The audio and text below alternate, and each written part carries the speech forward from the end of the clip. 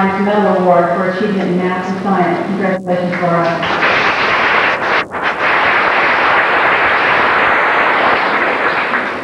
Charlie Messersmith, would you please come forward again? Phyllis Donahue.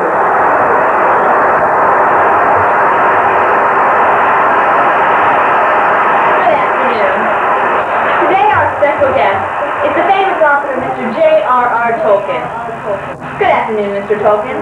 Good afternoon, Phyllis. Well, Mr. Tolien, probably one of your most famous works is your trilogy, Lord of the Rings.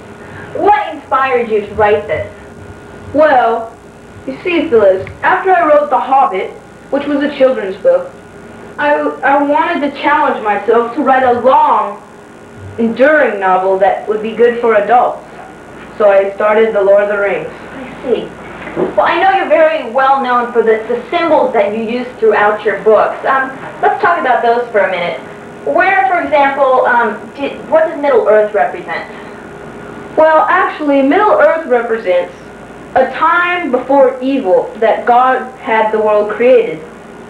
In this story, it is the evil man Sauron is a form of the devil, and he invades the pure Earth. And it is from our Earth. It's not another planet or far off. Oh. Well, how about some of your critics have called Frodo a form of Christ. Is this true? Yes, in a manner it is. He symbolizes Christ by destroying evil. I see. Well, how about, say, Gandalf? Gandalf is like an angel, one of the high angels, of course. I see. Well, rumor has it that you at first did not want to submit Lord of the Rings to the publisher. Is it so? Yes, I thought many adults would not enjoy reading Lord of the Rings because it was very long and had very much detail described in it, but my friends from a group called the Inklings that was at Oxford University encouraged me to do so. Well, and we're very glad that they did. Let's talk a little bit about your childhood. Now, your parents died when you were very young, and how did that affect your life? Actually, it didn't affect my life very, very much. I was very young when they died, and I didn't know much the difference. And I was raised by a priest, Father Murphy, and it was just like a normal, happy childhood. Oh, that's nice. Well, let's turn now to our audience for some questions for Mr. Tolien. Hi, how are you? I'm fine. Why don't you stand up here? Hi. Oh, that's fun. What's your name? My name is Mrs. Angie Smith. And Mrs. Smith, what's your question for Mr. Tolien? Well, Mr. Tolkien, I always kind of wondered what the JRR in your name stood for. Well, Mrs. Smith, in answer to your question, JRR Tolkien stands for John Ronald Reuel. And I have another question I'd like to ask you, Mr. Tolkien. I'd like to know what first inspired you and encouraged you to go on with your writing. Actually, Mrs. Smith, I was never very interested in writing. What I was really interested in was languages, especially Welsh. And by creating my own languages, I formed a mythology around that and formed a whole book, as you know, Lord of the Rings and The Hobbit. Well, thank you, Mrs. Smith. Okay. Oh, let's see. Do we have any other questions? Oh, sir. And what is your name, please? James R. Morton. Well, Mr. Morton, and what is your question for Mr. Tolkien? Mr. Tolkien, are any of the characters in your books patterned after your own life?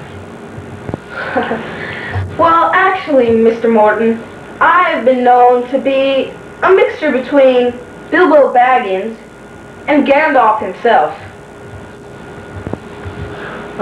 How come you're like those two? Can you expand on that a little bit and tell me a little bit more about you? Well, Mr. Morton, you see, Bilbo is rather lazy, like all hobbits. They like to sit back in their cozy little holes and put off things. I'm kind of like that, by not wanting to finish things, but just keep on cooling over. And Gandalf has great wisdom, and I've been known to have good judgments and great wisdom on many matters. And so, in that, likewise, I'm like him. Thank you very much. We'll be right back with more of the Phyllis Donahue Show right after these commercials. Jordan, that's the shoe let Billy do when he was born. Nike Air Jordan. That's the shoe let Billy do what he was born to do. Maybe so, but that's not all. Let Laura play like she's 10 feet tall. For the moves that never fail, Converse is the choice of Dave McHale. Same is true for Jude Aguirre. When I wear Nikes, I'm on fire. What can the pimp pony do for King? I can do just about anything. Well, you already know what they did for me. What? I walked away with the MVP. Aww. Welcome back to the Phyllis Donahue Show. Our guest today is Mr. JRR Tolien. Let's go to our audience for a few more questions. Ma'am, do you have a question for Mr. Tolien? Oh, yeah. My name is Margaret Mead, and I was just wondering if Mr. Tolkien is married. Well, that's an interesting story. When I was young, as you might say, I met a lady who I was certain I was going to marry. But because of our religions, we had to split up. Their family wouldn't let her see me. Later in my life, I just kept on working and working so I could come back and marry her.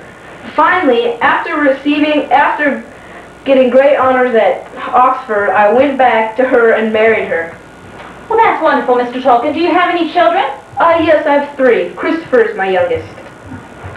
And do you have a question, sir? Yes. My name is Morton R. James, and I would like to know what is the Shire and what caused you to create that, or what made you think about that? Well, Mr. James, the Shire is a big part of Middle-earth where, well, actually it's a smaller quantity of the big Middle-earth, where a group of hobbits live. Hobbits is what Bilbo Baggins and Frodo Baggins are, and they are a breed that aren't seen by many men. And I got this idea from when I was little. I lived in a beautiful village called Sarhole, where there was trees and hills and all over, and it just made me think of a peaceful place, which later became the Shire. Mr. Tolkien, did your participation in World War I have any effect on your writing? Well, actually, I don't think so. I try not to make it like anything like World War I was. But as many of my friends have commented, I guess that I have written about how it was in the trenches when Frodo and Pippin and Merry are in the war. Well, just a few more questions, Mr. Tolien. How would you say fame has affected your life? Well, as I'm sure you know, fame is not such a great thing. You're not allowed to go in public places without people recognizing you. So as later, I'm kind of recluse and stay in my home a lot. I see. Well, now that you're retired, what do you find yourself doing with your time? Well, right now, I'm just writing a little tiny bit here and there, and mostly staying with my wife as she's ill right now. I was very fortunate to come here. I want to visit the States when I get older, some other parts of the States, and some other travel extensively. I see. Well, what are your plans for the future? Just the traveling? Just the traveling, basically. And right now I'm at Oxford. Oh, and you like your teaching position there? Is that what you have? Yes. Well, thank you very much for your time, Mr. Tolien. We're all out of time now, but we'll see you next week on the Phyllis Donahue Show. Goodbye.